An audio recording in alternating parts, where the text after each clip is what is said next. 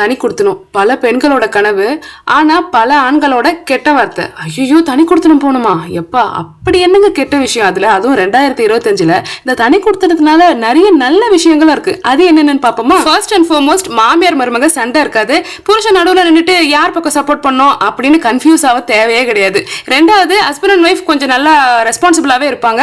சண்டை 2 பேரும் போட்டுக்கிட்டாலும் பொண்டாட்டி அம்மா வீட்டுக்கு கோச்சிக்கிட்டு போகவே மாட்டா. மூணாவது, அம்மா அப்பா மாமியார் மாமனார் எல்லாம் கொஞ்சம் டிஸ்டன்ஸ்ல இருக்கிறதுனால அவங்க மேல பாசமும் மதிப்பும் கொஞ்சம் அதிகமாவே இருக்கும்னு வச்சுக்கோங்களேன்.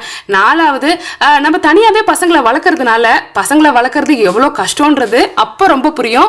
அது மட்டும் இல்லாம அதனால நம்ம பேரண்ட்ஸ் மேல ஒரு ரெஸ்பெக்டும் இன்க்ரீஸ் ஆகும். அஞ்சாவது, நம்மளுடைய சொந்தக்காரங்க வீட்டுக்கு வந்தா எப்படி கவனிக்கணும்ன்றது நம்ம தனியா இருக்கும்போது தான் நல்லாவே தெரிஞ்சுப்போம்.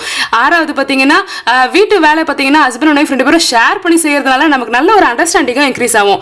ஏழாவது, வீட்டோட செலவு எப்படி கண்ட்ரோல் பண்ணணும், எப்படி சேமிக்கணும் அப்படின்ற விஷயம் நம்ம தனியா குடும்பம் நடத்தும் போது தான் தெரியும். ஸோ இவ்வளோ நன்மைகள் இருக்கும்போது அதுல என்ன கெட்டது பாக்குறாங்கன்னு தெரியல.